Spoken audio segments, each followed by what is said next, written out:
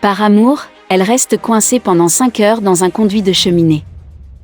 À Thousand Oaks, en banlieue de Los Angeles, Genoveva Nunes Figueroa, 30 ans, a tenté d'entrer par effraction dans la maison d'un homme qu'elle avait récemment rencontré sur Internet. Elle s'est retrouvée coincée plus de 5 heures dans le conduit de la cheminée. Le propriétaire venait de rompre avec elle. Les pompiers californiens ont extrait une jeune femme d'un conduit de cheminée dans lequel elle s'était glissée pour pénétrer dans la maison d'un homme qu'elle avait récemment rencontré sur Internet. Brique par brique, les sauveteurs ont démantelé le conduit de cheminée dans lequel la femme est restée coincée pendant plus de 5 heures, 2 mètres plus bas, selon la chaîne de télévision locale KTLA. Un voisin de Thousand Oaks, une banlieue au nord-ouest de Los Angeles, a raconté comment les pompiers, alertés par des pleurs, avaient travaillé toute la nuit sur le toit de la maison avant de pouvoir libérer cette femme à l'aube, le lundi. Nous avons lubrifié le conduit de cheminée avec du liquide vaisselle avant de remonter la jeune femme, a expliqué le capitaine des pompiers Mike Lindberry sur son compte Twitter. Le propriétaire de la maison, qui a refusé de donner son identité, a indiqué à la chaîne KTLA être sorti plusieurs fois avec Genoveva Nunes Figueroa, 30 ans, après avoir fait connaissance sur un site de rencontre. Elle semblait carrément cool, jusqu'au jour où je l'ai retrouvée sur mon toit il y a 2 semaines, a-t-il dit. J'espère qu'on va l'aider. J'espère qu'elle va arrêter les sites de rencontres. En effet, obsédée par un homme, elle reste coincée dans la cheminée de sa maison. Elle pensait certainement faire son petit effet en arrivant à l'improviste par la cheminée chez son amoureux. Mais malheureusement, tout ne s'est pas passé comme prévu. Cette Américaine âgée de 30 ans est restée coincée pendant plus de 5 heures dans le conduit de cheminée de la maison de l'homme qu'elle avait récemment rencontré sur Internet. La nuit de dimanche à lundi fut mouvementée pour les pompiers de Thousand Oaks, en Californie, rapporte la chaîne KTLA. Brique par brique, les sauveteurs ont dû démanteler le conduit de cheminée dans lequel Genoveva Nunes Figueroa est restée bloquée, 2 mètres plus bas. C'est un voisin, alerté par des pleurs, qui a prévenu les secours.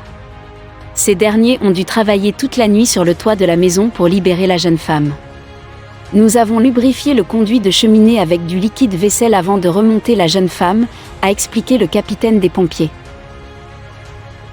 Qu'est-ce que l'amour fou ? Aimer à en perdre la raison, ce serait donc cela l'amour fou ? Voici quelques pistes de réflexion pour savoir si vous vivez le grand amour ou une relation déraisonnée.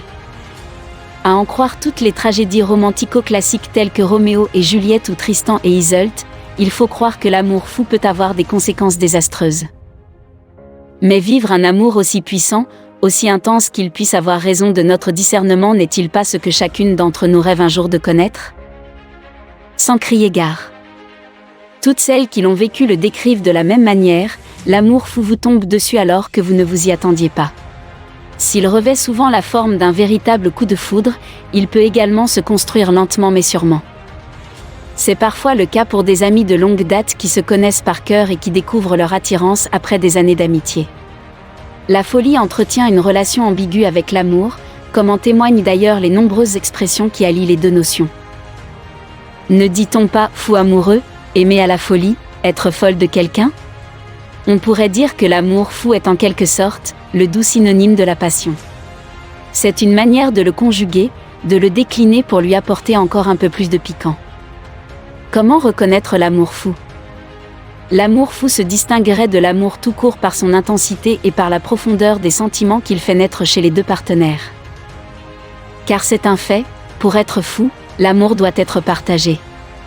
Lorsque le couple revendique des sentiments puissants, il s'engage alors dans une relation amoureuse passionnelle qui les conduit à s'isoler du monde extérieur. Il faut dire que l'amour est l'un des premiers moteurs qui apportent du sens à notre vie. Il donne des papillons dans le ventre, accroche un joli sourire à vos lèvres et vous fait battre le cœur plus vite. Si ces poncifs peuvent paraître vus et revus, ils sont pourtant psychologiquement reconnus. Même le corps devient fou sous l'effet des hormones sécrétées en masse. On parle également d'amour fou quand il modifie le comportement, quand il pousse un individu à agir différemment ou à changer ses habitudes, si bien que son entourage ne le reconnaît plus. L'amour fou, attention à ne pas dépasser les limites. Mais il arrive qu'un excès d'amour conduise à enfreindre les règles édictées par notre société et la morale. L'amour excessif finit souvent par créer une forme de déséquilibre en soi. À force d'aimer l'autre d'une manière déraisonnable, on finit par en oublier qui on est véritablement. En se perdant petit à petit, on finit par en vouloir à l'autre de nous enlever notre personnalité, notre libre arbitre. La passion contient en elle une force destructrice contre laquelle il est souvent impossible de lutter. C'est la raison pour laquelle elle ne doit durer qu'un temps. Le couple doit apprendre à s'épanouir sans fusionner, sous peine de s'éteindre dans la douleur et parfois même, la haine. Alors mesdames, que pensez-vous de cet acte réalisé par cette femme? Pourrez-vous faire cela par amour pour un homme? Dites-nous tout en commentaire, et nous les lirons avec joie.